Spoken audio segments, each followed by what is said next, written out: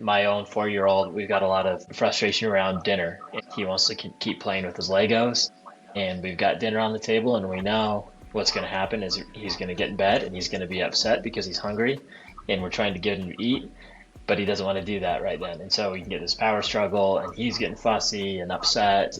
There's a couple of different ways to attack this, right? Parents are parents, and there's no judgment for different parents that say, hey, this is dinner, right? And this is dinner time. And if you're not going to eat during dinner time, then you're going to go to bed and be a bit hungry. And obviously, for a healthy amount of time and a healthy amount of space, that can happen. For us at Havenwood, or actually for us in treatment, I think that's more along the lines of what we want to do with kids, is be able to say, hey, this is what we have provided times and meals and square meals and snacks.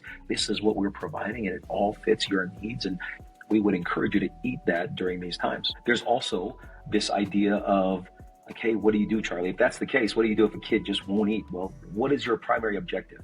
If your primary objective for a kid that's not eating, which sometimes happens, is to get them to eat, then I would say use the highest level of reinforcer to get them to eat.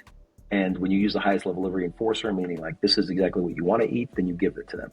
What we struggle with is that can't be the case all the time, right? So something that we do in treatment is when we're using a high level of reinforcer, we're also reinforcing it with medium levels of reinforcer, like a ton of positive praise. What else do you want? You've got extra time on this system because you ate the entire meal. That was an important aspect to it. And then you have to be able to say you get the same amount of praise by not just eating what you want, but by eating something that's just provided. And we know, and studies will tell you this, Josh, is that kids really want connection. This generation of kids may not know how to obtain the connection that they want, but they really want that level of connection. And so the more that I engage with you for doing a certain thing, I likely will get that behavior out of you repeatedly. And so you take away the top reinforcement and you give the connection piece, the praise, the time with dad, the time with mom for eating the meal that is set. And then all of a sudden, that reinforcement becomes enough.